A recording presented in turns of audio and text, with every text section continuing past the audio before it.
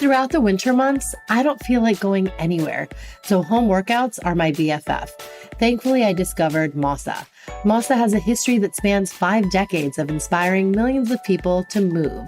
Mossa has hundreds of on-demand workouts and recoveries for everyone, new movers and athletes alike, 300 plus and growing.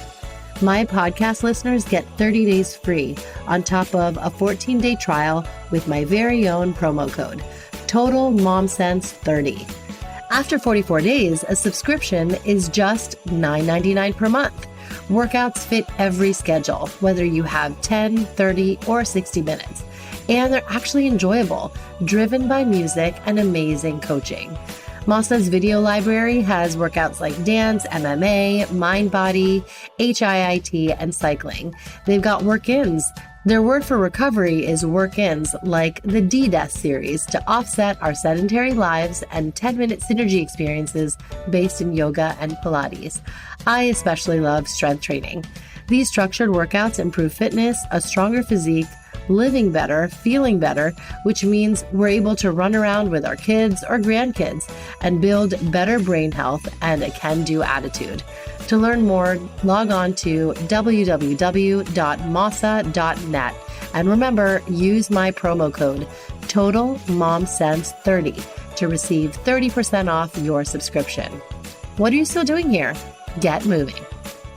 That's Total Mom Sense is a show that is informative, engaging, and inclusive. So it makes perfect sense to not discount the dads in our audience. Here to shed light on a father's perspective is my co-host, Michael Perry, founder of Maple, a parenting app with a mission to create a support system for families so the days are manageable, daily tasks are checked off, and there's harmony in your household.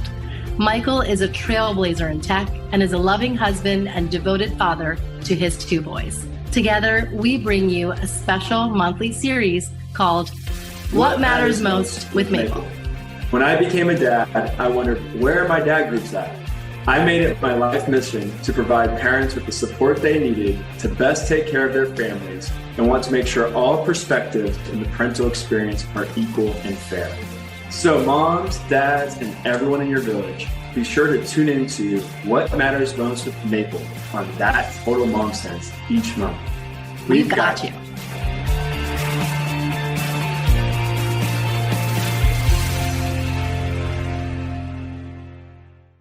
Parent tech is a burgeoning, relevant, and quite possibly the most viable industry to date, one that took center stage during the pandemic when billions of families the world over were scrambling for resources to take care of and educate their children at home while pursuing their careers, pivoting to remote work, or trying to make ends meet after being furloughed, losing their jobs, or joining the Great Resignation. According to Wonder, the market size is over $1.2 trillion. Parents with kids ages newborn through college. The expenses are never ending, and the experience can be siloed, so parents are desperately seeking solutions that provide connection and a means to streamline their lives. Today, I'm joined by trailblazers in parent tech, who range from those who have created a sizable community and brand offering to those embarking on launching and scaling their startups. We all have one common goal in mind: being of service to parents the world over. On today's panel discussion, I'm joined by Michael Perry, founder and CEO of Maple, who's my co-host for What Matters Most. And his website is growmaple.com. Michael is based in Oakland, California, with his wife and 2 sons.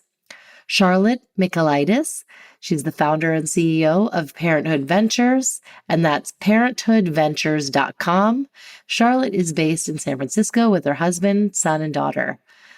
Sujal Shah, founder and CEO of Playground Parent, and that website is theplaygroundparent.com.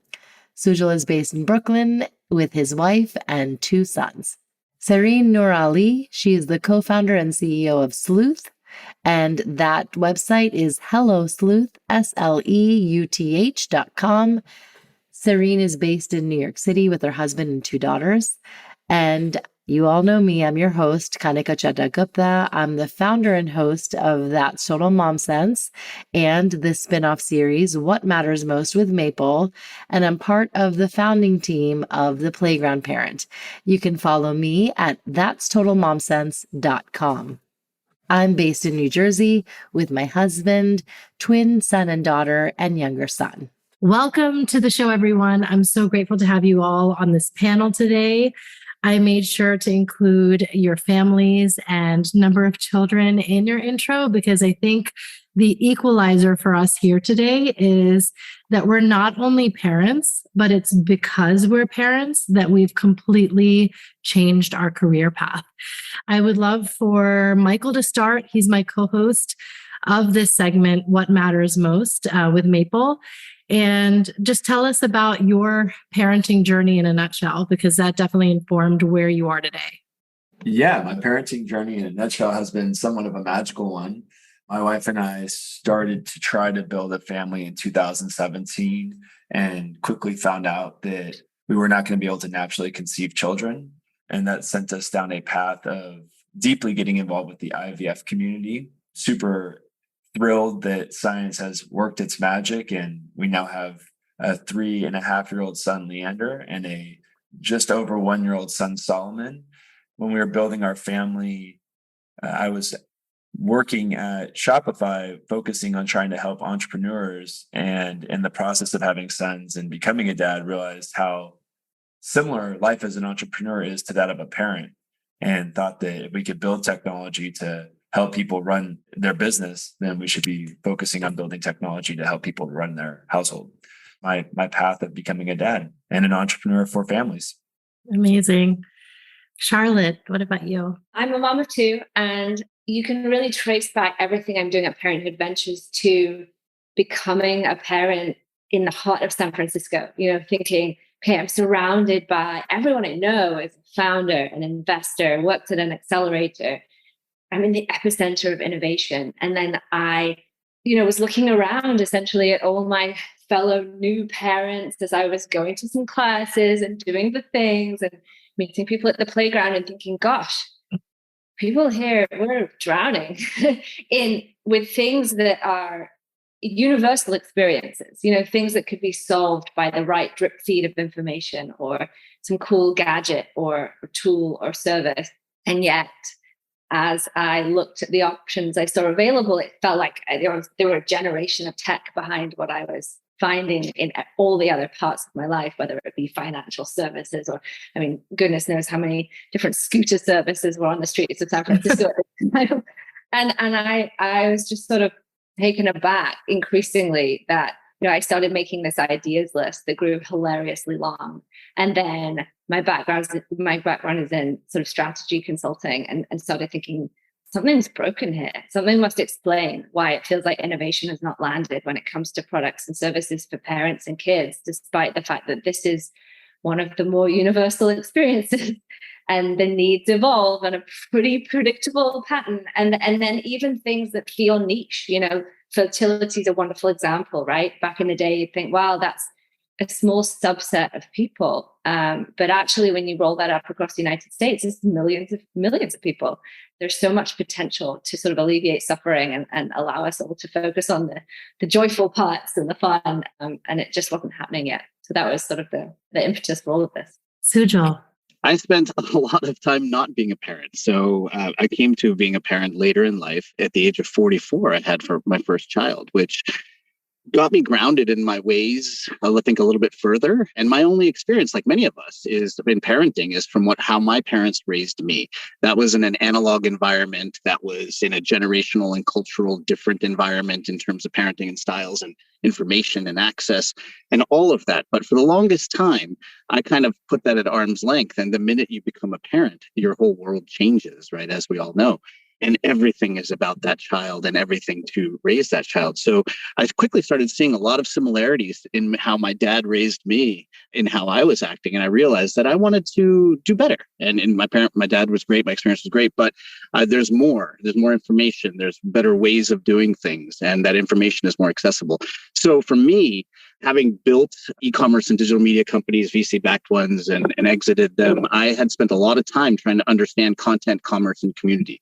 Those are the 3 C's that I spent a lot of time on. And I did it almost the reversed order, which was commerce, then content, and then building communities. What I realized as I flipped the switch into parenthood is that this community is amazing. It's an e-commerce person's dream from the perspective of the organic nature of parenting, the ability for the aspirational nature. We all want, even if we can't afford it, we all want the best for our kids. And the fact that there was so much to do every day, like similar to what Michael was talking about in terms of, needing tools and things to help you get through the day. Because what I found is my most important commodity in a day is time, right? And I think a lot of parents would agree with that. So wanted to improve my version of parenting, wanted to access more information. But what did I find? I went online. This is during the pandemic. I went online and I saw that there was millions of groups out there, right? So, but fragmentation was the first issue that I saw. Moms of Greenpoint or dads of, LA, or, there's all these fragmented, super hyper local or niche groups, which are amazing and effective. But I was looking for something different. I was looking for a place to belong as a dad. And I saw the siloed nature of what we saw out there. There was a lot of dads are often, not as in the forefront with these communities or not even given access to some of these communities. And then there was an access problem I saw. So 3 problems: fragmented, siloed, and access. Access was around. There's oftentimes a paywall and subscription, which is necessary.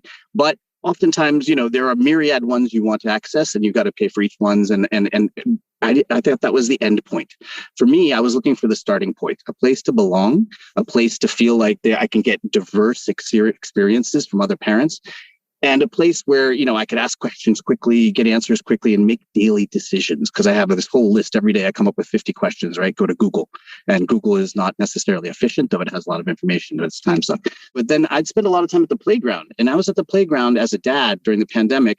I met moms, dads, different parent types, different economic backgrounds, different age kids, different family structures. But we immediately, without even knowing each other, would start sharing information about our kids and what they did and what products and what recommendations and how did you deal with X or Y. And that was such a valuable set of exchange, but I only got that for an hour or 2 when I'd go to the playground or a group activity. So the idea was, how can I replicate that online so all parents can access it? And there's such great information exchange that I want to unlock between moms and dads, that I think that there's value to creating a space for one of the largest communities in the world that has never been aggregated en masse. And Serene? I think it's really similar to what everyone was saying before.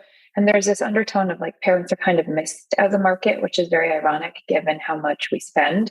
And technology didn't really take us seriously. There's a lot of things that don't take us seriously. People will sell us games and toys and educational apps. But what Sleuth is premised on is that caregivers actually have a lot of expertise that when you use thoughtful technology can extract that expertise and help another parent. My background is I have 2 children. I was really lost when my first daughter was born. I didn't really know what was going on. Both my children, I have kind of a normal, typically developing child, and then I have a child that has health issues. Even with my typically developing child, I had no idea if what she was doing was normal. I'm not a person who posts online about my children. I'm very, very private about their information. And so it was a real struggle to get personalized insight on what to do. And so just by happenstance, someone was like, why don't you call your doctor and ask for early intervention? And it was there that I started getting a little bit more answers. And she grew out of whatever kind of, OT deficit she had. But when it came to my younger daughter, I actually had to leave my job to figure out what was going on with her. And the best information I got was from other parents. So I would scour these 30 Facebook groups and say, hey, who's the best doctor for this? Who's the best doctor for this? And when I met my co-founder, Alex, he was about to become a dad. And I think fatherhood is such a strong theme right now. And I'm so happy to see fathers kind of get their due, the modern father get their due. And Alex was like, I know that I want to work on things with children. I'm about to become a dad. And as a data scientist, he looked at the problem I was facing and the problem that I said, listen, there's so many parents out there in the world who are helping each other, but everyone just slams the mom groups. I was like, the amount of power these parent groups have in terms of just helping each other fill in the gaps of information, whether it's at the playground or about the doctor's office or our school, is tremendous. And artificial intelligence and machine learning hasn't touched it. And that was his point to me. He said, when you crowdsource that information, what you're seeing is real.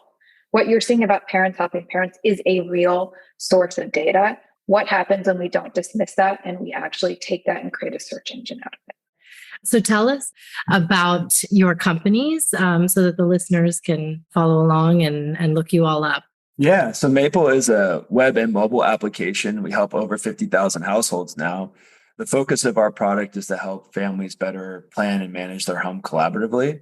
So we built a suite of tools on our platform to organize the home through what we call plans. So anything from a grocery list to your bills and finance to summer camp to your kid's school schedule. And inside of each of those plans is a set of tools to be more collaborative on the load, establishing the work through to-dos and events, sharing documentation through notes, and having conversations through Maple's messaging product. And in addition to that, we've created an ecosystem that allows for any household to publish those plans that they've created to work with inside of their own home and allow for other households to use those blueprints that have been created to cut down the administrative time of planning. So we've been on a journey now. We're a venture-backed business. We have been only available in the US and Canada. And by the end of this year, we'll be opening up to 5 other countries. We're really excited for 2023 and hoping that it's a big year that we can get more equity established in the home for the work. So Parenthood Ventures is a platform for early stage startups who serve parents and children. So everything from reproductive health and fertility all the way through when the kids fly the nest. And ultimately, our goal is to sort of put this sector on a map and help it be more possible to build in the space and help parents discover what's out there that's really sort of exciting and emerging. So this month, we're celebrating passing 400 startups in our community who've collectively raised more than $350 million in funding. Alongside our founder platform, we have an expansive investor network of venture investors who have an interest in the sector. And our next phase, which I'm particularly excited about, is to include angel investors. So parents, essentially, we've all gone through these journeys. We've all become experts in things we may have never wanted to become experts in. Who is better positioned to assess which of these ideas is going to make it, right, than somebody who's sort of lived the journey and really knows what's already out there and what the alternatives are and so on. In terms of the problem we're solving, so we've touched on a lot of the themes around this already, but it's the combination of a few different factors. And ultimately, the biggest one's probably inertia, right? The cultural norm that you just suck it up. You're just not going to sleep.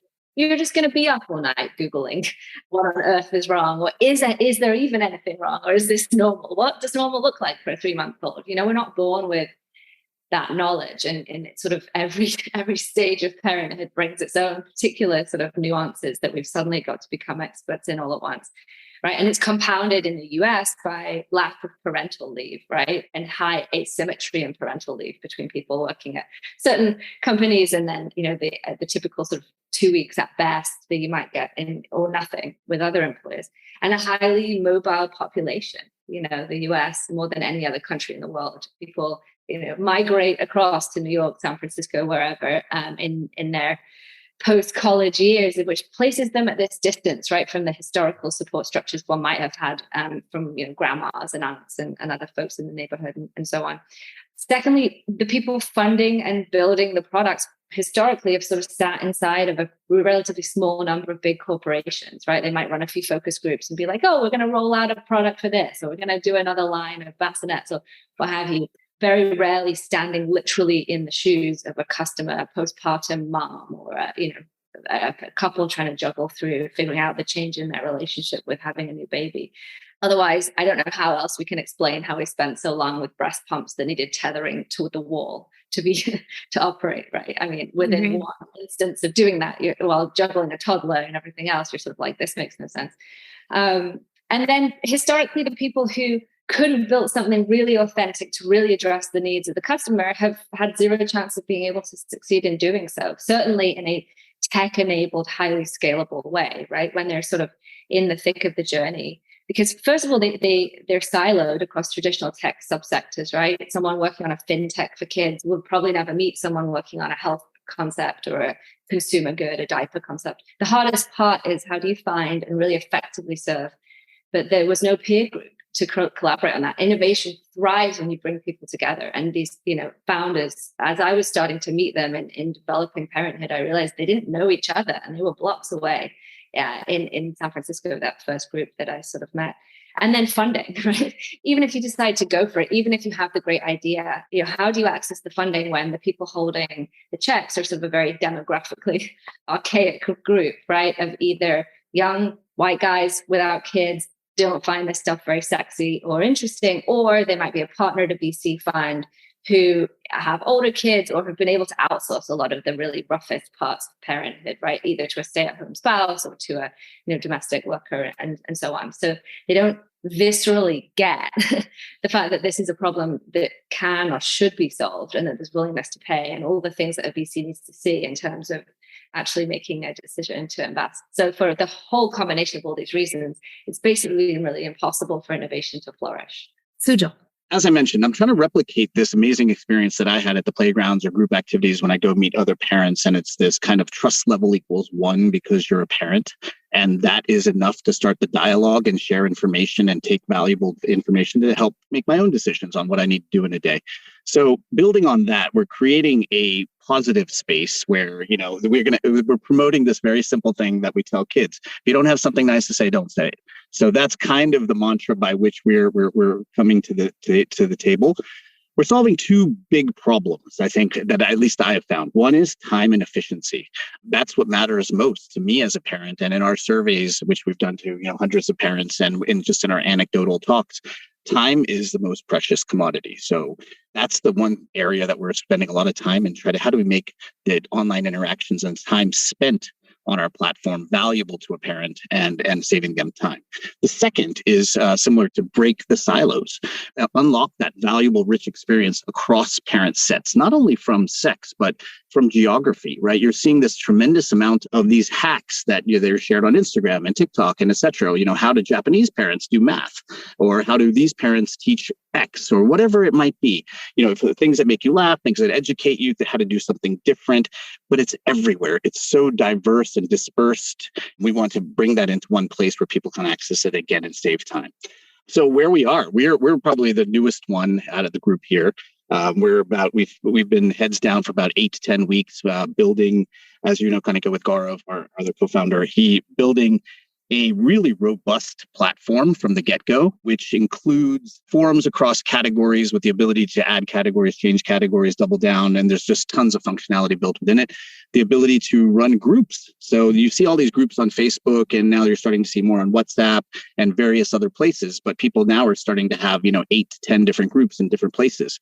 So naturally, if we build this aggregator or this core, that's churning with all parents joining, and we can get to mass, I think groups is a natural place for people to create, build, communicate in their groups, and then also acquire new parents into those groups if they need be. And we're doubling down similar to Michael on chat. We've also built in a chat functionality with group chats. So I'll give you a fun example. Our PTA from my school is piloting this starting this week, where they have 10 different classes, and the PTA can communicate with the group, and each set of parents can communicate with each other in their own sub-channels, which is a need that's been coming out more and more. And we think we could replicate that across so many different groups and activities and kids. So we're 8 weeks in. We're going into beta, closed beta. It's invite only at this point in time. Only a couple hundred will be starting this week. And if that goes well, then, obviously the sky's the limit. We'll go out to raise capital. But the ultimate goal here is that we see this as, if we do this right, and there is uptake, that we see this as almost a hub to the many spokes that are being built in this industry, and also potentially mission control, almost like the super app that parent can go to, check in, get all the things they need to get, ask the questions they need to, and acquire or join the groups or access the groups that they're in or apps. And, again, save time, but have one place to do it. Serene, tell us about Sleuth. So Sleuth is a search engine for children's health information. So in 1950s, generations before us had Dr. Spock. In 1990s, we had WebMD. And now it's almost 2023. Where do we go for children's health guidance? And that's really the problem that we're trying to solve. The internet doesn't yield reliable information. You spend hours just digging on symptoms only to go to the ER or your physician when oftentimes you don't have to, or there's something else that you can triage in the moment. What we know is that 97% of parents are looking online for information about their children's health, but only 24% of them are satisfied. And that's the gap that we're going into. And so what we do is we solve the problem for the parent that's asking, should I be concerned and what do I do next? And our approach is that we give parents concrete benchmarks for a concern or a symptom. So when someone is saying, is my 18-month-old child, are they verbal enough? What does that mean? What is the kind of information they look for? What they're looking for is actual data. They want data about what's considered kind of within that broad range of normal. They want to be able to put their children's own symptoms so they can track their child and they're in our system.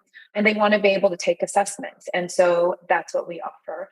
You'll be able to have a library of resources that matches your search. We have broad coverage. So right now we have 18,000 children's health histories directly from parents. And when we launch in January, we're going to have 50,000.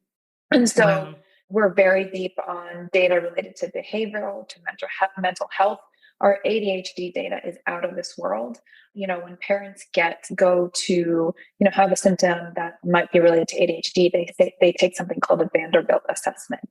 We are outperforming that. And that is not only a testament to the strength of our team, but frankly, the lack of innovation in children's health helping parents, right? So like with the right team, maybe someone could have done this a few years ago, but they haven't, again, because technology has not really applied itself. Cutting edge technology hasn't applied itself to children's health information. The real, magic here is that we're crowdsourcing information from parents about symptoms, conditions, specialists they saw, resources they've used. And that's what we can prove is useful to parents of a similar child.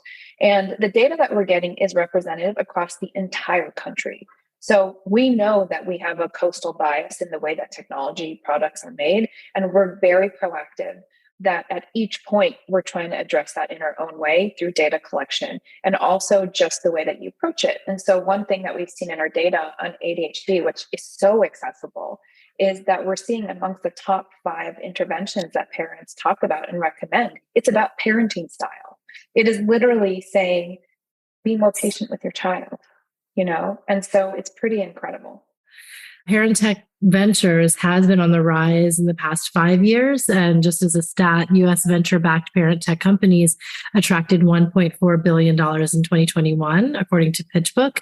And that total was actually larger than all that was garnered in the previous 4 years combined.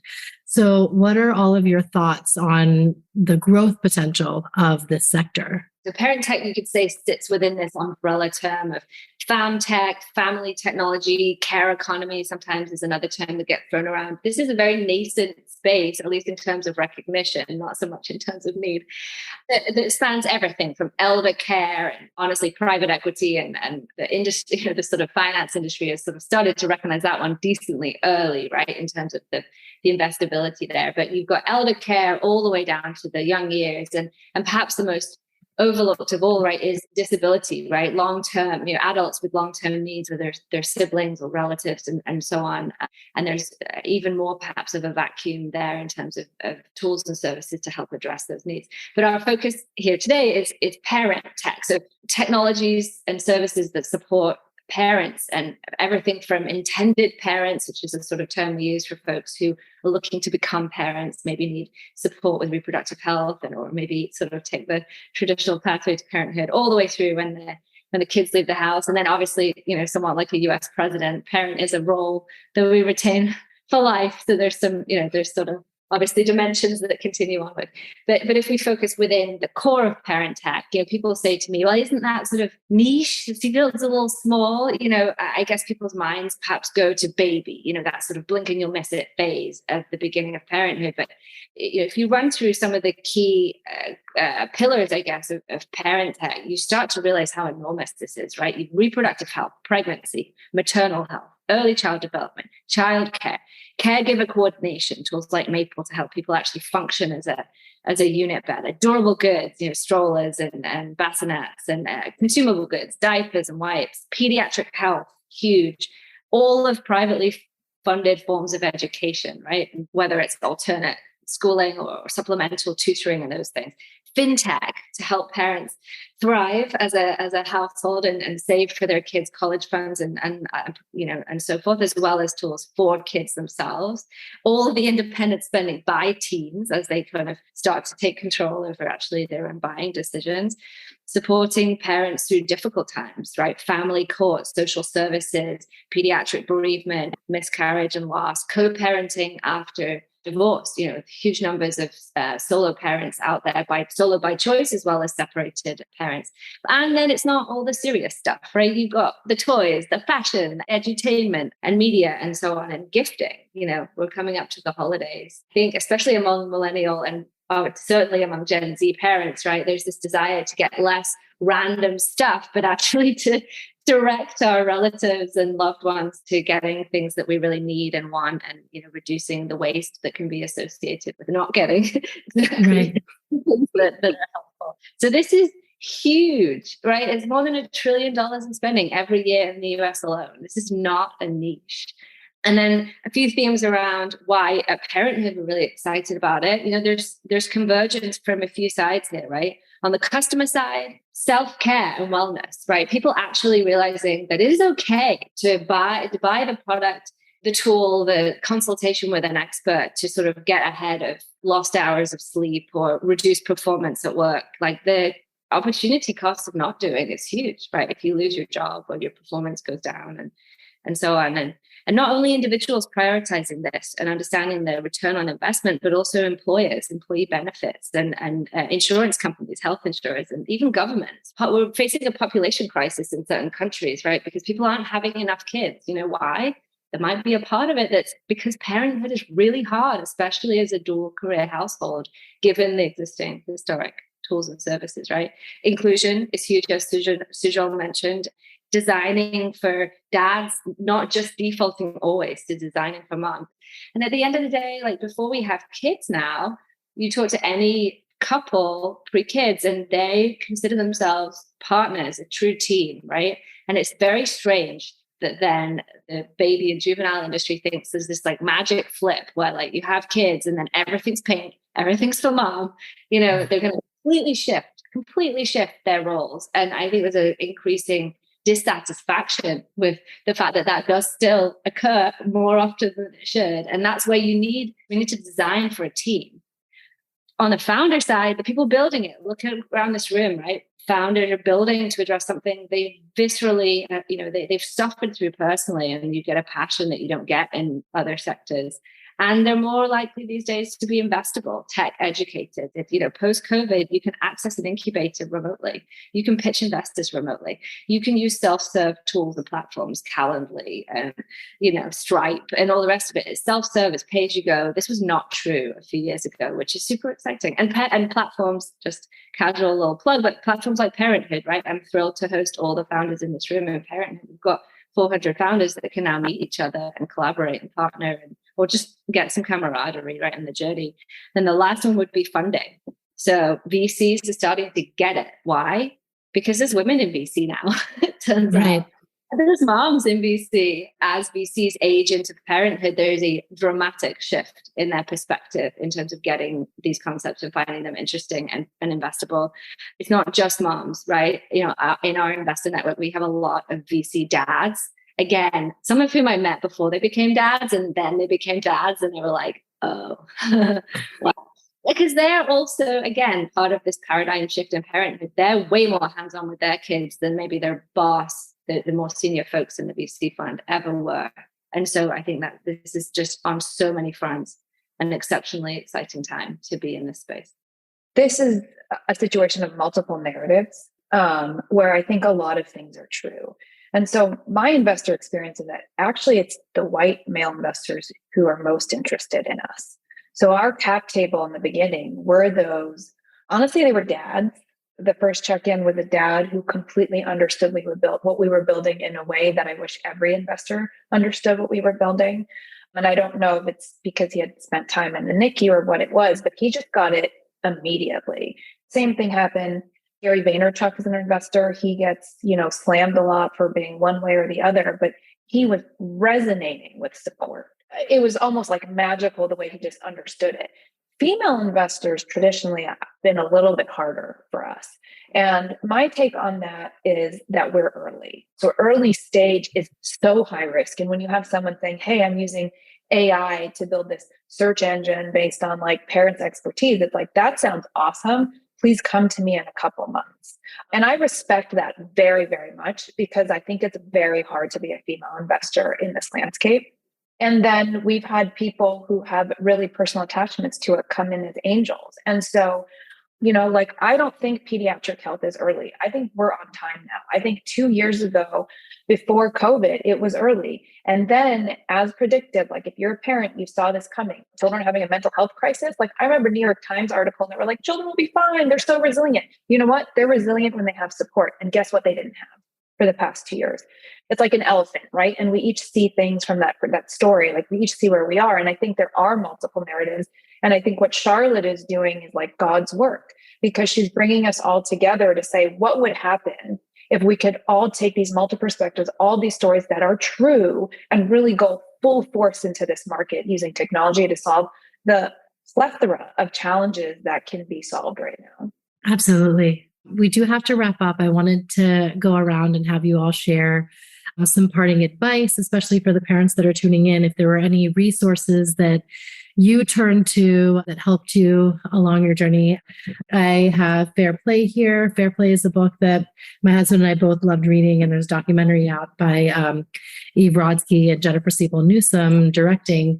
And I feel like that really changed the narrative for parents. And, speaking to Charlotte Michaels, my Sujal's point again is parenting is a team sport. And I think we've seen that very obvious shift in the household. So if you haven't read that already, read that. And then Charlotte recommended this on a podcast that she was featured on. It was Agents of Innovation with David Knies, and it's Tending. This is your mentor, right? Amy Henderson? Amy's a wonderful human. I can't wait to have her on the show too. But yeah, let's go around. Charlotte, you can. Okay, in terms of things to link to, well, if you're an investor who happens to also be a parent, I think look at the articles that are coming out, right? TechCrunch and PitchBook. It's only in the last year, right? We've even seen articles with parent tech, family technology in the titles, right? Again, those things are really influential in shaping opinions about the space and driving excitement. So definitely, check out all of that good stuff. And then to the non-investor parents out there, don't suffer in silence, right? It is more possible than ever before to build something that you wish you'd had or that you still need today. So I want to put that just directly out there. If you have an idea that you have been really thinking like, we need this needs to exist, now is the time more than ever before to actually give it a try.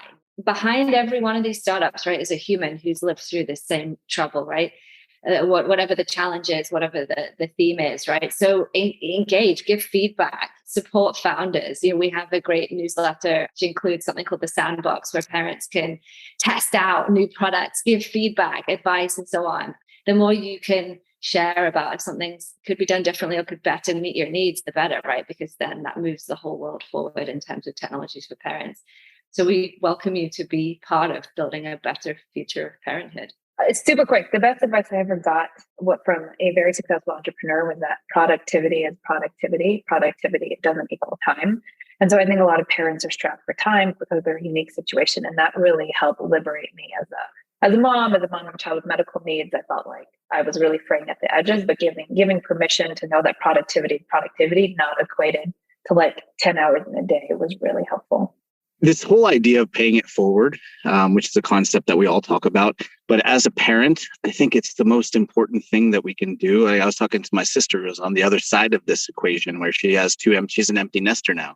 And when I talk to her about what I'm going through with my kids being so young, she's like, oh yeah, we did this, we did that. And her eyes light up when she remembers and she has her experience. She loves talking about it. So I think through the journey of parenting, I encourage, anybody who's listening who has a voice or feels like they, have experienced something that other people may benefit from, to share it, right? On Serene's platform, on, in Michael's community, in ours as we build it, but as in all of them, because regardless of who's succeeding, not succeeding, what we're building and what not building, the one thing I learned the most from is other parents. And that voice needs to be heard. And I actually am tired.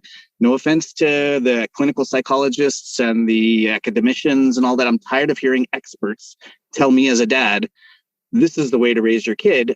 I think there's value in the methodologies and all the things that are there, but we have to make our own decisions. The relevancy is more about hearing that there's myriad other parents who have experienced similar things or different things and what they did and what they didn't do, because that helps us make these daily decisions. It helps us not feel alone. It helps us feel like that, hey, we're not crazy.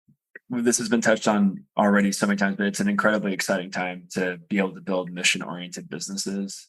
Very, very rarely do you find industries that can be both Machiavellian and mission-driven. And I feel very proud of the work that everybody is doing to try to make people's life work easier, because there's only one title that is not ever stripped from you, which is being a mom or a dad. That is a forever title. This is our life's work. And kind of like lastly, a bit to Sujol's point, is in the good fortune of talking to now thousands of people over the last couple of years trying to build this company, the one thing that I have learned from hearing so many different versions of advice is that there is no advice. You have to kind of do what's best for your children, outside of medical advice, of course. You have to find the right recipe of things that's best for your family, best for your children. You have to live with those results. And there are so many great tools now to augment that experience and to support that decision-making framework.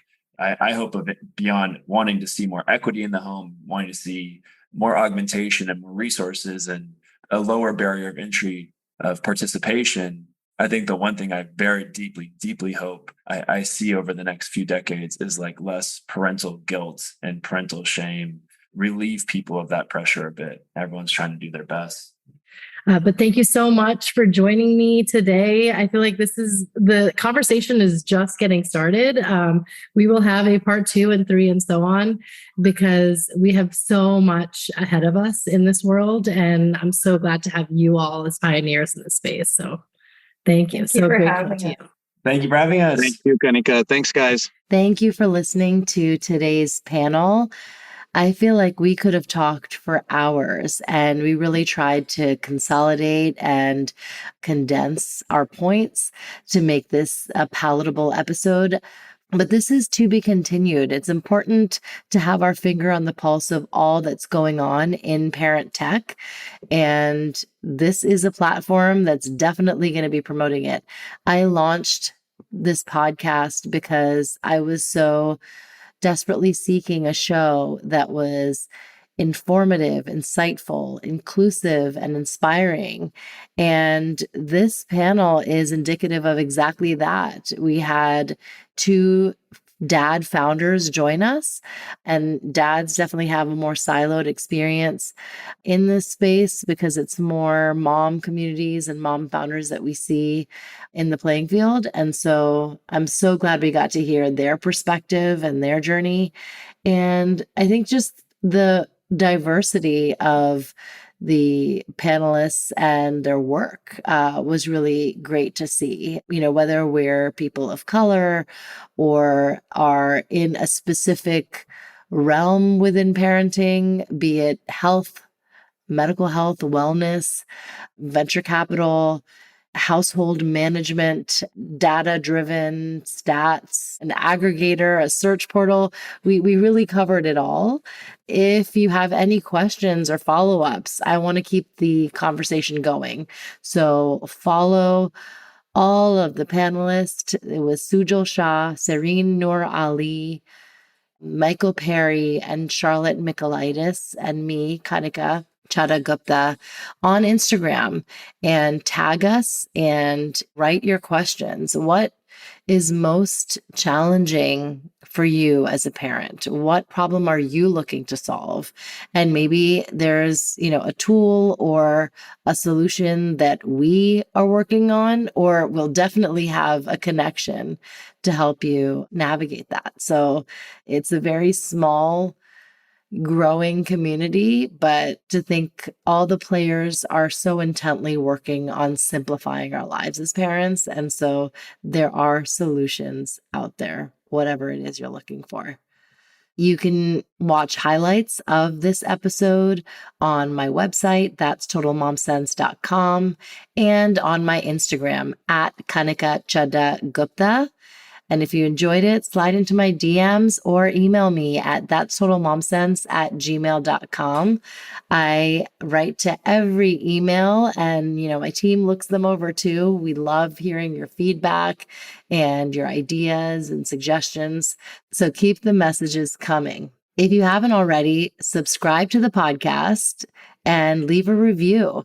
I made this easy for you. You can visit thatstotalmomsense.com/iTunes, and you'll be directed to my Apple Podcasts page where you can subscribe and rate and review. And I also have a guide on my website if you need help leaving a review. So you can search for that there. Remember, always trust your mom sense and dad sense. Essentially, that intuitive superpower that we have when it comes to our purpose and, of course, our kids. Stay strong, super parents. I'll see you next time.